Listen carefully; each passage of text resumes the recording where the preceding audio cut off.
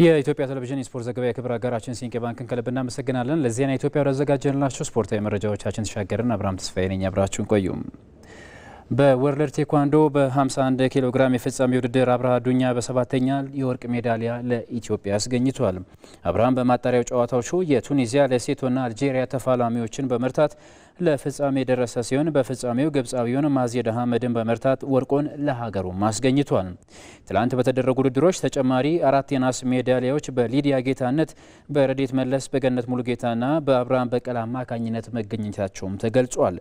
ከድሉ በኋላ የወርቁ ባለቤት አብርሃም አዱኛ ከኢቲቪ ስፖርት ጋር በነበረው ቆይታም ሀሳቡን አጋርተዋል። በጣም ደስ ይላል። የሀገርም ደስታ ነው፣ የእኛም ደስታ ነው። ሻምፒዮን ማለት ቀላል ነገር አይደለም። በብዙ ልፋት የሚመጣ ነገር ነው እና አድርገነዋል። ሻምፒዮን ሆነናል። ስኬት አያልቅም። ያው ስኬት በስኬት ላይ ስኬት ነው። አሁን ያሰብኩትን አሳክቻለሁ። ቀጣይ ደግሞ ኦሎምፒኩን ማሳካት ነው እቅዴ። ወደፊት እሱን ነው ማሰብ፣ ሀገሬን በኦሎምፒክ ደረጃ ማስጠራት ነው። ከዚሁ ጉዳይ ጋር በተያያዘ አትሌት ጉዳፍ ጸጋዬ በአንጎላ ሉዋንዳ በመገኘት ወጣት የኦሎምፒክ ቡድንን አበረታታለች። ከውድድሩ ተተኪ ስፖርተኞችን መመልከቷንም ከኢቲቪ ስፖርት ጋር በነበራት ቆይታ ሀሳቧን አጋርታለች። በጣም ቆንጆ ውድድር ነው ያየሁት። በትራክ ላይም በሳይክል ላይም ያው አይቻለሁ። ቆንጆ ውጤቶችን አይቻለሁ። ጥሩ ውጤት 3000 በሴትም ቆንጆ ውጤት ነው ያየሁት። ከዛ ደግሞ በሳይክል በጣም የገረመኝ ደግሞ ያልጠበቁት በሳይክል ቆንጆ ውጤት 2 ወርቅና 1 ብር ያመጣችው ልጅ በጣም ገርማኛለች። እነሱ ናቸው ያው ቀጣይ እኛን መተካት የሚችሉ ከታች ያሉ ከስር ያሉ ወጣት አትሌቶች ናቸው። በኢትዮጵያ ዋንጫ ጨዋታዎች ምክንያት ተቋርጦ የነበረው የሲቢኤ ኢትዮጵያ ፕሪሚየር ሊግ ዛሬ በ10ኛ ሳምንት በአዲስ አበባና በአዳማ ከተማ በሚደረጉ 3 ጨዋታዎችም ይጀምራል። ምድረገነት ሽረ ከባህር ዳር ከተማ፣ ኢትዮጵያ ንግድ ባንክ አርባ ምንጭ ከተማና መቀለ ሰባ እንደርታ ከሀዲያ ሆሳዕና የሚያደርጓቸው መርሃ ግብሮችም ትኩረትን አግኝተዋል። ሀና ታሪኮ ጥርጥር የለውም ሻምፒዮን መሆን ነው የምፈልገው። ከእግዚአብሔር ጋር ዋንጫ እናሳካለን። ዋንጫ ማሳካት ነው ትልቁ ዓላማችን። ባለፉት ዓመታት የኢትዮጵያ ሴቶች ፕሪሚየር ሊግን በበላይነት የተቆጣጠረውና በተከታታይ 5 ዓመታት የፕሪሚየር ሊጉን ዋንጫ በማንሳት በኢትዮጵያ የሴቶች እግር ኳስ ታሪክ የመጀመሪያ ቡድን የሆነው ኢትዮጵያ ንግድ ባንክ ዘንድሮም ልክ እንዳምናው ሁሉ በውጤታማነት ለመጓዝ መልካም አጀማመር እያሳየ ይገኛል። ሳይሸነፍ 60 ያህል ጨዋታዎችን በአስደናቂ ሁኔታ የተጓዘው ንግድ ባንክ 3 ዓመት ሊሞላው ጥቂት ጊዜ ሲቀር ያለመሸነፍ ጉዞ በኢትዮ ኤሌክትሪክ ተገቷል። ተጫዋቾቹ አሁን በሊጉ ጠንከር ያለ ፍክክር ቢኖርም ዘንድሮም ዋንጫውን ለማሳካት እንደሚጥሩ ተናግረዋል። ሁልጊዜ የምናደርገው የመጀመሪያ ዋንጫ ማሳካት ነው ትልቁ ዓላማችን። ከዛ በኋላ ያለውን ደግሞ እያንዳንዱን ነገር ከድል በኋላ ነው የምናስበው። ለየትኛውም ቲም እኩል ነው የምንዘጋጀው፣ ለትንሹም ለትልቁም። ግን ያው ፉክክር መኖሩ ደግሞ አሪፍ ነው። ያው ፕሪሚየር ሊጉ እንዲያምርና ጥሩ እይታ እንዲኖረው ያደርጋል። ውድድሩ በጣም ከባድ ነው፣ ግን አጀማመራችን የኛ አሪፍ ይመስላል። ያው ውድድሩ ፈታኝ ነው። ያው ቲሞችም ጠንክረው ቀርበዋል። ያው እኛ ደግሞ ከነሱ በተሻለ ቀርበን ያው ዋንጫውን ለማሳካት ነው እየሰራን ያለን። የኢትዮጵያ ንግድ ባንክ ከሌሎች በተለየ ለሴቶች እግር ኳስ የሚሰጠው ትኩረት ለክለቡ ስኬት አስተዋጽኦ ማበርከቱንም ተጫዋቾቹ ተናግረዋል። ንግድ ባንክ ላይ እኩል የሆነ ስትራቴጂ ነው ያላቸው። ለወንዶች የሚያደርጉትን እያንዳንዱን ነገር ነው ለሴቶች የሚያደርጉትና ያ ይመስለኛል ውጤታማ እንዲሆን ትልቁን አስተዋጽኦ ያደረገ። ብዙ አመት ዋንጫ ያነሳ ቲም ነው። ያ ነገር ደግሞ ያው በጣም ጠንካራነቱን የሚያሳውቅ ቲም ነው ብዬ አስባለሁ። ከሌላ ቲም ለምሳሌ ክላስ ትምህርት አለን፣ በግል በየዲፓርትመንት የሚሰጠን ትምህርት አለን፣ ከጌም በኋላ የሚሰጠን ከትሬኒንግ በኋላ ያ ነገሮች የቲም ስፒሪታችን ምናምን ያ ነገር ነው ጠንካራ እንድንሆን ያደረገው። ከሜዳ በስተጀርባ የሚሰጠን ብዙ ነገሮች አሉ በትምህርት ደረጃ ማለት ነው። ያ ነው ጠንካራ እንድንሆን ያደረገን። ያ ጠንካራ ያደረገው ስራችንና ህብረታችን ፍቅራችን ነው ጠንካራ እንድንል ያደረገን። ያው ንግድ ባንክ ላይ ደግሞ ስራን ሲሰጥ በኃላፊነት ነው የሚሰጥ። ማኔጅመንት አለው፣ እንደገና ቦርድ አለው፣ የበላይ ጠባቂ አለው። የበላይ ጠባቂ የሚጠይቀው ቦርድ ነው፣ ቦርድ ደግሞ ማኔጅመንቱን ነው፣ ማኔጅመንት ደግሞ እኔ ደግሞ ተጫዋቾችን እጠይቃለሁና ሌላ ቦታ እንደምታቂ እላው ትልቁ ስራ አስኪያጅ አጥቂ ለምን አልገባችም ይላል፣ ዲፌንሱ ለምን አልገባችም ይልና ስራን እስከ ኃላፊነት የመስጠት ችግሮች አሉ ስለእውነት ከሆነና ሌላው ደግሞ በነጻነት ስትሰራ ውጤታማ ትሆናለህ። የዘንድሮ እቅዳቸው የሊጉን ዋንጫ ማንሳትና በአፍሪካ መድረክም ጥሩ ተሳትፎ ማድረግ እንደሆነ የተናገሩት ደግሞ የክለቡ አሰልጣኝ ብርሃኑ ግዛው ናቸው። ዘንድሮም እንደተለመደው ልፋትም ጥረትም ቢኖርም የተነቃቃ ክለቦችም ቢኖሩ ሻምፒዮን ሆነን የለመድነው እንድላችንን ለመውሰድ ነው የምንፈልገው። የሴቶች እግር ኳስ ላይ የሚሰጠው ትኩረት ተጠናክሮ መቀጠል እንዳለበትና እግር ኳሱን ለማሳደግ ታዳጊዎች ላይ መስራት እንደሚገባም ጠቁመዋል። ብዙ ፕሮጀክቶች አሉ፣ ብዙ የሴት ፕሮጀክቶች አማራጮች አሉ። ሴት ልጆችን የማግኛ መንገድ ለብሔራዊ ቡድንም ለተለያየ ክለባትምና ያ ነገር እየቀነሰ እየመጣ ነው። ምክንያቱም ይሄ ነገር በትኩረት ካልተሰራ ነገ ለኢትዮጵያ ግባት የሚሆኑ ልጆች የምናጣበት መንገድ ነው የሚሆነውና ለወንዶች የሚሰራውን ያህል በተለይ ሴቶች ላይ በጣም ትኩረት ሰርቶ ቢሰራ አሁን ላይ ያጣናቸው የአፍሪካ ዋንጫም እንዲሁም የዓለም ዋንጫ ለኛ ቀላል ነው የሚሆነውና እሱ ላይ በደንብ ትኩረት ቢደረግ ብዬ አስባለሁ። ከስር መሰረት ትኩረት ተደርጎ ቢመጣ ቢሰራ ከአመጋገብ ምናምን አሁን አፍሪካውያኖች ከኛ ለየት የሚሉት በስትሬንግዝ ከስር መሰረት ስለሚሰራባቸው ነው። ያ እኛ አድገናል፣ ግን ከኛ በሚመጣው ትውልድ ላይ ደግሞ ትኩረት ተሰጥቶ በአካዳሚ በእያንዳንዱ ቦታ ቢሰራ ከነሱ በተሻለ ነገር ይኖረናል። በእድሜ ውድድር አለመኖራቸውና እድሜ ላይ አለመስራታችን በየጊዜው እየየ እንላለን። ደጋፊ ይጮሃል። ሁለተኛ ደግሞ አመራሮችንም ውጤት እንፈልጋለን ይላሉ። ግን ውጤታችን ሊያምርና ሊስተካከል የሚችለው ታዳጊዎች ላይ መሰራት አለበት። ታዳጊዎች ላይ ምንም ካልቀረስ ትምህርት ቤቶች ላይ ወርደን ካልሰራን እነዚህኑ አንደር 70 ወስደን እነዚህኑ አንደር 20 ወስደን እነዚህኑ ደግሞ ናሽናል ቲም ወስደን በየጊዜ ከመኩሰል ውጪ ውጤታማ ነው። ክቡራን ተመልካቾቻችን ቀደም ሲል ወደ እናንተ ተላልፎ ዜና ኢትዮጵያ ሴቶች ንግድ ባንክ እግር ኳስ ቡድን በውድድር ዓመቱ ያደረገውን ዝግጅት ህሊና ዳን ያዘጋጀችው ዘገባ ነበረ። ለተፈጠረው ስህተት ይቅርታ እንጠይቃለን። ቀደም ሲል ወደ እናንተ ያሻገርነውን ዝርዝር በድጋሚ የምናስታውሳችሁም ይሆናል። በኢትዮጵያ ዋንጫ ጨዋታዎች ምክንያት ተቋርጦ የነበረው የሲቢ የኢትዮጵያ ፕሪሚየር ሊግ ዛሬ በ10ኛው ሳምንት በአዲስ አበባና በአዳማ ከተማ በሚደረጉ 3 ጨዋታዎችም ይጀምራል። መድረገነት ሽረ ከባህር ዳር ከተማ፣ ኢትዮጵያ ንግድ ባንክ ከአርባ ምንጭ ከተማና መቀለ ሰባ እንደርታ ከሀዲያ ሆሳዕና የሚያደርጓቸው መርሃ ግብሮችም ትኩረትን አግኝተዋል። አና ታሪኩ በዚህ ጉዳይ ላይ ተጨማሪ ዘገባ አላት። በኢትዮጵያ ዋንጫ ጨዋታዎች ምክንያት ተቋርጦ የቆየው የሲቢ የኢትዮጵያ ፕሪሚየር ሊግ በ10ኛ ሳምንት መርሃ ግብር ሲመለስ ዛሬ 3 ጨዋታዎችን በማድረግ ጅማሬውን ያደርጋል። ከ10ኛ እስከ 17ኛ ሳምንት ድረስ ያሉት የጨዋታ ሳምንታትም በአዲስ አበባና በአዳማ ሳይንስና ቴክኖሎጂ ዩኒቨርሲቲ ስቴዲየም እንደሚከናወን የሊጉ አክሲዮን ማህበር ያወጣው መረጃ ይጠቁማል። ቀን 9 ሰዓት ሲል በአዲስ አበባ ስቴዲየም ምድረገነት ሽረ ከባህር ዳር ከተማ ይጫወታሉ። ምድረገነት ሽረ በ9ኛው ሳምንት ከወላይታ ዲቻ አቻ ተለያይቶ ተጋጣሚው ባህር ዳር ከተማ ደግሞ በሸገር ከተማ ተሸንፎ በመምጣቱ ጨዋታው ሁለቱም ክለቦች ወደ አሸናፊነት ለመመለስ ወደ ሜዳ ይገባሉ ተብሎ እንዲጠበቅ አድርጎታል። ከዚህ ቀደም ሁለቱ ክለቦች 5 ጊዜ ሲገናኙ ባህር ዳር ከተማ 3ቱን በማሸነፍ የበላይነት ሲኖረው ምድረገነት ሽረ 1 ጊዜ መታት ችሏል። 1 ጊዜ ደግሞ አቻ ተለያይተዋል። ዛሬ በተመሳሳይ በአዳማ ሳይንስና ቴክኖሎጂ ዩኒቨርሲቲ ስቴዲየም 9 ሰዓት ላይ ኢትዮጵያ ንግድ ባንክ አርባ ምንጭ ከተማን ይገጥማል። በአሰልጣኝ በጸሎት ሉል ሰገድ የሚመራው የ2016ቱ የፕሪሚየር ሊጉ አሸናፊ ኢትዮጵያ ንግድ ባንክ በሊጉ ያደረጋቸውን ያለፉት 5 ተከታታይ ጨዋታዎችን ማሸነፍ ተስኗቸዋል። 2 ተከታታይ ጨዋታዎችን ለተጋጣሚዎቹ እጅ የሰጠው ንግድ ባንክ ወደ ድል ለመምጣት የዛሬውን ጨዋታ ወሳኝነት አለው። ተጋጣሚው አርባ ምንጭ ከተማ ደግሞ በዘንድሮ የውድድር ዓመት ደካማ ጉዞን እያደረጉ ከሚገኙ የሊጉ ክለቦች መካከል የሚጠቀስ ሲሆን ለአብነት ያህል ከመጨረሻው 5 ጨዋታዎች ማግኘት የቻለው 3 ነጥብ ብቻ መሆኑ ደግሞ ሁለቱም ክለቦች ወደ ድል ለአብነት ያህል ከመጨረሻው 5 ጨዋታዎች ማግኘት የቻለው 3 ነጥብ ብቻ መሆኑ ደግሞ ሁለቱም ክለቦች ወደ ድል ለመምጣት የሚያደርጉት ፉክክር ይበልጥ ተጠባቂ አድርገዋል። ከዚህ ቀደም 14 ጊዜ እርስ በርስ ሲገናኙ ኢትዮጵያ ንግድ ባንክ 4 ጨዋታዎችን በድል ሲያጠናቅቅ አርባ ምንጭ ከተማ 3 ጊዜ አሸንፏል። በ3ቱ ደግሞ አቻ ተለያይተዋል። ኢትዮጵያ ንግድ ባንክ በ8 ነጥብ 15ኛ ደረጃ ላይ፣ አርባ ምንጭ ከተማ በአንጻሩ በ5 ነጥብ 19ኛ ደረጃ ተቀምጠው ነው የዛሬውን ጨዋታ የሚያደርጉት። የ10ኛ ሳምንት የመጀመሪያ ቀን የመጨረሻ ጨዋታ ምሽት 12 ሰዓት ላይ መቀሌ ሰባ እንደርታን ከሀዲያ ሆሳዕና ያገናኛል። መቀሌዎች በ9ኛ ሳምንት ከፋሲል ከነማ ያደረጉትን ጨዋታ አቻ ተለያይተው ሀዲያ ሆሳዕና ደግሞ በአዲስ አዳጊው ኔጌሌ አርሲ ተሸንፎ ነው ለዛሬ ጨዋታ ያበቁት። መቀሌ ሰባ እንደርታ ሀዲያ ሆሳዕናን በገጠመባቸው 4 ጨዋታዎች 3ቱን በድል በማጠናቀቅ የበላይነት ያለው ሲሆን ሀዲያ ሆሳዕና 1 ጊዜ ብቻ ነው መርታት የቻለው። ክቡራን ተመልካቾቻችን በቀጣይነት ደግሞ የፊታችን እሁድ የሚጀምረውን 35ኛውን የአፍሪካ ዋንጫን የተመለከቱ ጉዳዮችን ወደ እናንተ እናደርሳለን።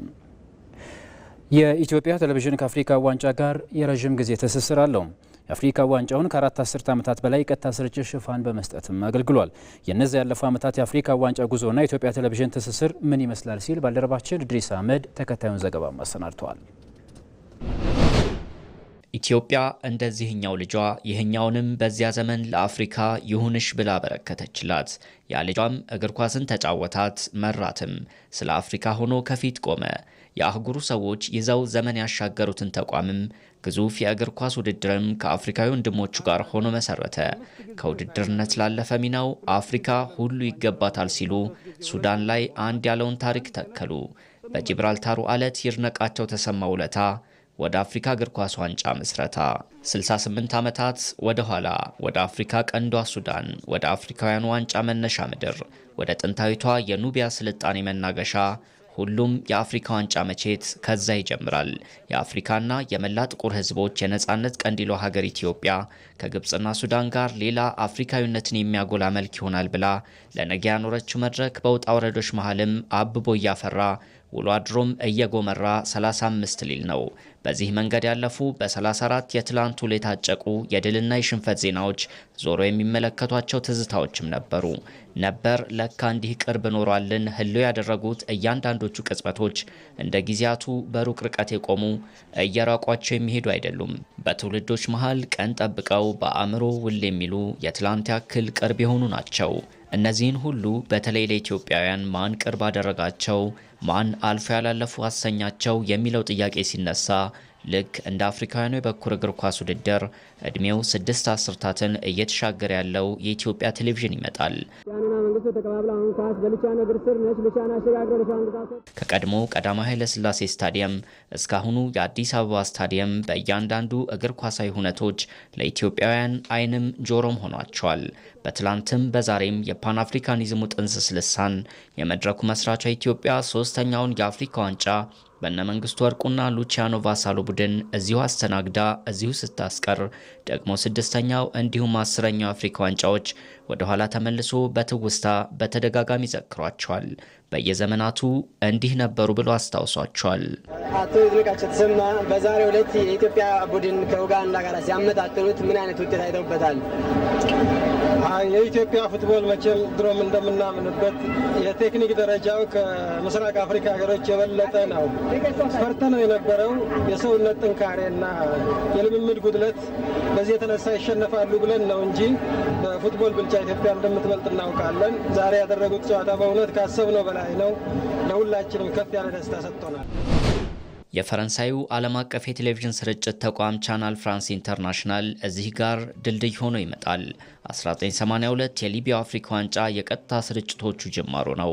ምንም እንኳን ከዚህ አፍሪካ ዋንጫ ጀምሮ ኢትዮጵያ በመሰረተችው የአፍሪካ ዋንጫ ባይቷር ሆና ብትዘልቅም በቴሌቪዥን መስኮቶች ግን ቤተሰብ ሆና ቀጠለች።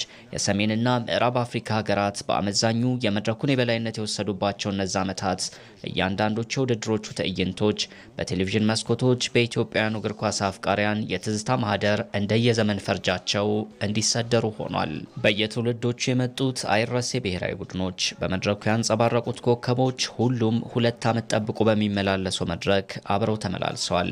የኢትዮጵያ የአፍሪካ ዋንጫ የመጨረሻ ተሳትፎና የመድረኩ የቀጥታ ቴሌቪዥን ስርጭት ጅማሮ ግጥምጥሞሽ በ1982ቱ የሊቢያ አፍሪካ ዋንጫ እንደጀመረ ከ31 ዓመታት በኋላ ሊያበቃ ደረሰ። ኢትዮጵያ በደቡብ አፍሪካዊ አፍሪካ ዋንጫ ስትመጣ ከ8 ዓመታት በኋላም በ33ኛው መድረክ ካሜሮን ላይ ስትመለስ ኢቲቪ ነበር። እነሆ በ35ኛው የአፍሪካ ዋንጫ መጀመር ደጃፍ ላይ ቆመን ኢቲቪ በመድረኩ ያስቀራቸውን ትዝታዎች መቁጠር ከጀመርን ቁጥር ስፍር የሌላቸው ሆነው እናገኛቸዋለን። በርካታ ባለድሎች፣ አይረሴ ኮከቦች፣ ድንቅ ግቦችና የደስታ መግለጫዎች፣ ድሎችና ሽንፈቶቹ ያስከተሏቸው ልብ ሰባሪ ሀዘኖች በአፍሪካውያኑ ዋንጫ ትላንቶች እንዳይረሱ ሆነው ታትመዋል።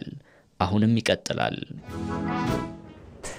በሌላ በኩል በ2025 የሞሮኮ አፍሪካ ዋንጫ ምድብ 5 ላይ ዋንጫውን ማንሳት ታሪክ ያላቸው አልጄሪያና ሱዳን እንዲሁም ከዋንጫው ጋር የማይተዋወቁት ቡርኪና ፋሶና ኢኳቶሪያል ጊኒ ተደልድለዋል። ከዚህ ምድብ አልጄሪያና ቡርኪና ፋሶ ወደ ቀጣዩ ዙር የማለፍ ሰፊ እድል ያላቸው ሀገራቶችም ሆነዋል። ዮሴፍ ሹምዬ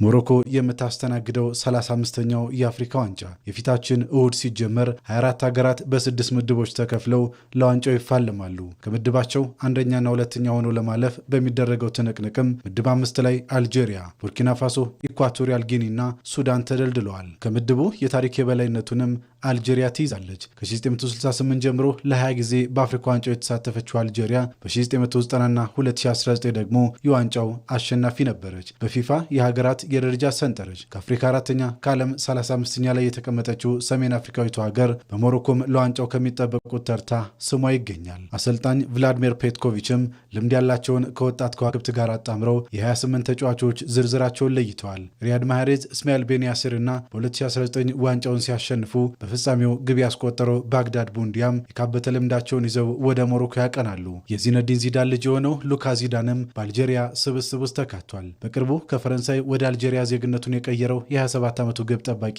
የመጀመሪያው ተመራጭ አሌክስ ጓንዶዝ መጎዳትን ተከትሎ የመሰለፍ ዕድል እንደሚያገኝም ይጠበቃል። የበረሃ ቀበሮቹ የማርሲዮን አጥቂ አሚን ጎሪን በጉዳት ቢያጡም አደል ቡልዲያና ሬድዋን በርካኔ ከባግዳድ ቡንዲያ ጋር ጥሩ ጥምረት እንደሚፈጥሩ ተስፋ ተጥሎባቸዋል። የማንቸስተር ሲቲው ራያን አቱኑሪ፣ የቦርሲያ ዶርትሙንዱ ሬሚ ቤንሴናቢ እንዲሁም የወርደር ብሬመኑ መሐመድ አሞርም በአልጄሪያ ስብስብ ልዩነት ይፈጥራሉ ተብለው የሚጠበቁ ከዋክብት ናቸው።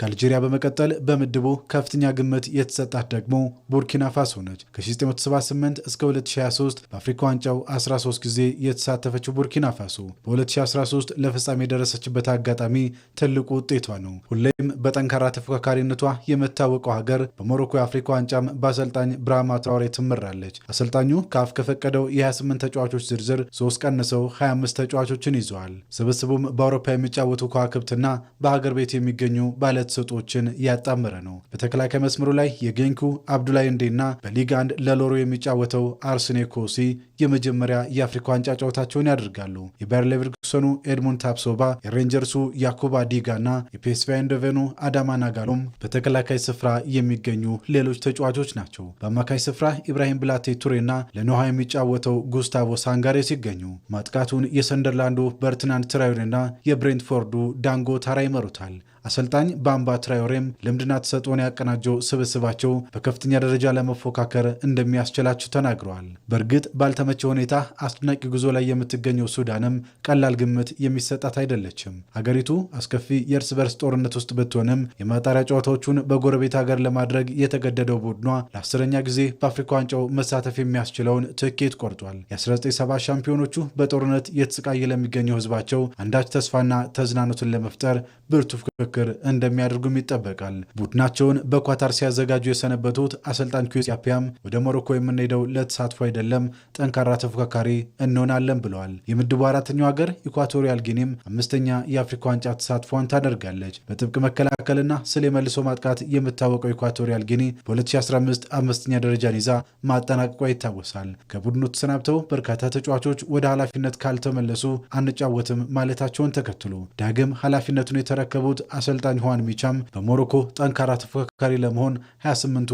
የምድብ አባሎቻቸው ዝግጁ መሆናቸውን ገልጸዋል። በምድብ 5 የተደለደሉት ሀገራትም በመጪው ረቡዕ አልጄሪያ ከቡርኪና ፋሶ፣ ኢኳቶሪያል ጊኒ ከሱዳን በሚያደርጉት ጨዋታ ፉክክራቸውን ይጀምራሉ። ክቡራን ተመልካቾቻችን ተጨማሪ ሀሳቦችን አካተን 7 ሰዓት ላይ በቲቪ መዝናኛ ቻናል ስፖርታዊ ጉዳዮችን ወደ እናንተ የምናሻግር ነው የሚሆነው። ለዜና ኢትዮጵያ ግን ያዘጋጀንላችሁ መረጃዎቻችን በዚያ በቁ። በያላችሁበት መልካም ቀን ይሁንላችሁ።